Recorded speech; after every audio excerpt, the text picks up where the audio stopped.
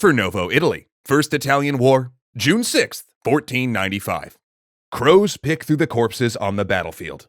Earlier in the year, armies of the French King Charles VIII had entered and occupied the Kingdom of Naples, hoping to bring it under French control. And the people of Naples welcomed the French at first. But for 3 months, Charles's army has packed brothels and terrorized the unhappy population.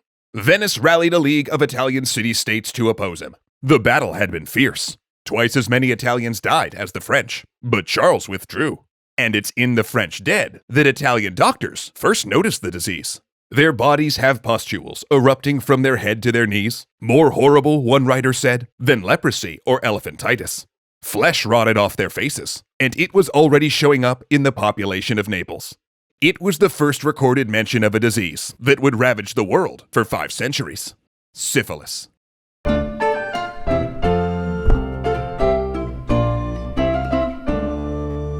This episode is sponsored by the Child and Teen Checkups Program of Minnesota. As a young adult, it's important to monitor your health, even when you don't feel sick, and you may qualify for free annual checkups. Learn more at u21checkups.com. Now, just a quick warning before we start. This episode is going to be pretty frank about sex and the effects of syphilis. So if you are on the younger side, maybe watch with a parent who can talk to you about it. When Italian doctors first noticed syphilis, they knew 2 things right away. That it was a new disease, and that it was transmitted by sexual contact. No one had seen anything like it before. And because humans had no immunities, it advanced with frightening speed, killing within months. The first symptom of infection, a painless genital ulcer known as a chancre, made it clear how the disease was transmitted. Its second stage could lead to a rash on the body, palms, and feet, lack of energy, fever, weight loss, headache, hair loss, and at times even organ damage. Then after that, the symptoms might go away, only to emerge as third-stage syphilis years or decades later. The third stage could appear as disfiguring growths on the skin, organs, and skeleton. Or it could attack the heart, leading to a catastrophic rupture. And in advanced cases, it could attack bone and cartilage, eating away at joints, a person's nose, or even the skull. But the most dreadful form was neurosyphilis, affecting the brain, spinal cord, and nervous system that brought on loss of coordination and an inability to feel temperature or pain. Neurological conditions such as psychosis, dementia, delirium, mania, and depression might follow. And horribly, it could even be passed to a child during pregnancy or birth. Even back in 1495, doctors suspected a culprit. Among the French army, there were mercenaries that had voyaged with Columbus to the New World. So clearly, this was some kind of new disease brought back from the tropics. And in an unusual twist for Renaissance medicine, they might have actually been right. Broken clock twice a day sort of thing. The origin of syphilis is still hotly debated, but recent studies of burials before the Columbian Exchange seem to support the idea that it was present in America before Columbus's voyage, but not present in Europe. Alternately, syphilis may have emerged independently in both places, or been a different kind of disease in the Americas that mutated to become sexually transmitted once it reached Europe. But wherever it emerged first, the ongoing Italian wars would provide almost the perfect environment for nurturing and spreading a sexually transmitted infection, or STI. Because while Charles had failed, over the next 60 years, multiple French kings would invade the Italian states. And they would be opposed by international coalitions containing mercenaries from across Europe. Those soldiers would fight in Italy, catch syphilis, and then bring the disease back to their home countries. Syphilis would become the scourge of Europe, both feared and reviled, because it was a new breed of STI, more serious and deadly than those Europe had known before. But people in the Renaissance weren't just afraid of what syphilis did. They also feared the stigma it carried. Eruptions on the face, poetically referred to as purple flowers, were impossible to hide and often left permanent scarring, along with the humiliation of being marked as having engaged in sex outside marriage. And this could cause enormous problems for certain segments of society. Those who were supposed to be celibate, priests, nuns, cardinals, even one pope, had their private lives exposed. Not to mention, affairs were revealed. And women, particularly those in the sex trade, were attacked and abused if seen as the source of an outbreak. Though the name syphilis actually came from a male character, a shepherd from a narrative poem who defied the sun god and was cursed, many terms surrounding the disease were misogynistic. For example, its most popular nickname was venereal disease, as in one that came from Venus. And stories from the time frequently cast men as the victims entrapped by an evil, unclean woman.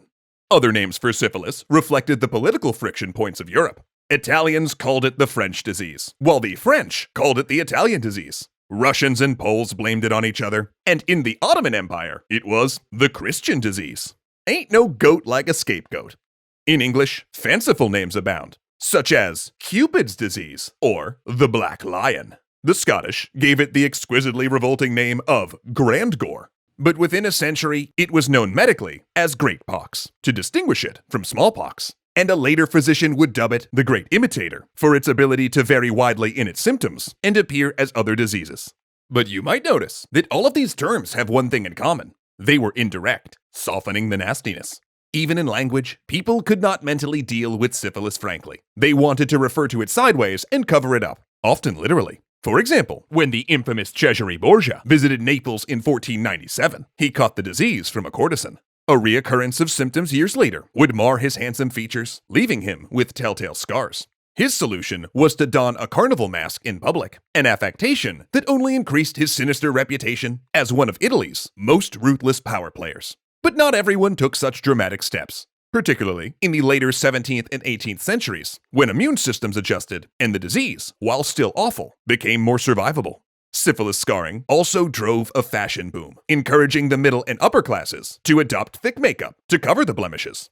Wigs hid hair loss experienced in the second phase, and in France, women in the sex trade would wear beauty marks or false moles to cover or distract from particularly bad pockmarks, a fashion that was later adopted even by those who didn't have the disease. And in extreme cases, when people lost noses, they would have prosthetics fashioned from silver or ceramics. In fact, people seeking treatment for syphilis inspired the concept of doctor-patient confidentiality, as doctors began advertising themselves not just as skilled, but also discreet. However, there was no hiding the ravages of neurosyphilis, except by locking loved ones away or sending them to an asylum. Actually, by some estimates, half of the people in 19th century asylums had third-stage syphilis. But as medical science progressed, there were new treatments. For those who lost their nose, a doctor could sew their arm to their face for a few weeks to maintain blood flow within transplanted skin until the tissue took hold. And then, thankfully, a new wonder drug appeared on the scene. Are you suffering from chancre sores and fever, listlessness, or mania? Maybe facial pustules have ruined your love life, or you've had to leave a party early, embarrassed because your nose fell off. If so, you might be one of millions living with syphilis. But you don't have to put up with that black lion anymore. Ask your doctor about mercury. In anecdotal evidence, mercury was found to attack syphilis at the source, letting you salivate it right out of your system. And best of all, you can take mercury in the way that's right for you. Rub it on your ulcers and rashes as a salve, soak your bandages in it, or swallow it as drops or pills. Fill up a big syringe and inject it directly into your urethra, or make a spa day of it by vaporizing it over a fire so it fills a sauna chamber and really gets into your pores. Accidentally infected your spouse? Buy it as a discreet chocolate drink so you can treat your beloved without admitting to an affair. Get your life back. Ask your doctor if mercury may be right for you. Side effects may include itching or burning sensations, insomnia, peeling skin, excessive salivation, skin discoloration, swelling, hypertension, increased heartbeat, kidney dysfunction, loss of memory, and nerve damage. Some patients report a feeling of insects crawling under their skin or sudden death by poisoning. You've had your night with Venus. Welcome to your lifetime with Mercury. Ick is right, Zoe. For the record, don't take mercury. It is literally poison. In fact, don't even touch the stuff. But despite the fact that it was deadly and did nothing about syphilis, mercury would remain the most popular treatment until 1908, when a new and actually effective drug came along, Salvarsan. But the horror didn't stop there. So join us next week, where the history of syphilis somehow gets worse.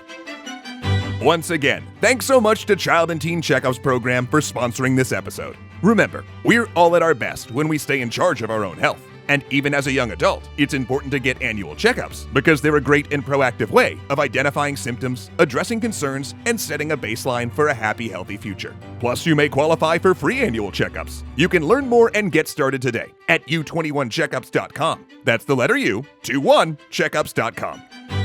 Legendary thanks to Ahmed Ziad Turk, Alicia Bramble, Casey Mustia, Dominic Valenciana, Gunnar Clovis, Kyle Murgatroyd, and O'Reels1 for helping to make this show possible.